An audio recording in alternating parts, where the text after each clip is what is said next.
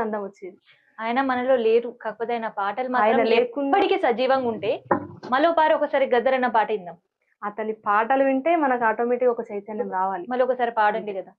అమ్మా తెలంగాణమా ఆకలి కేకల గానమా, అమ్మా తెలంగాణమా ఆకలి కేకల గానమా, అమ్మ నీకు వందనాలమ్మో కమ్మని ప్రేమ నీదమ్మో, అమ్మ నీకు వందనాలమ్మో కమ్మని ప్రేమ నీదమ్మో, ఎట్టోళ్ళ మట్టి చిప్పవో గాయిదోళ్ళ గండ్రగొడ్డలివో, అమ్మా తెలంగాణమా ఆకలి కేకల గానమా. అతని మాటలనే ఒక పాట రూపంలో మనకు చెప్పేవాళ్ళు. అలాంటి పాటలు ఎన్నో ఉన్నాయి. అవును, కష్టం, సుఖం, సంబరం, పండగ, సంతోషం, ఇక ఈ ఫీలింగ్ ఆ పాటలు లేదని చెప్పనికే లేదు.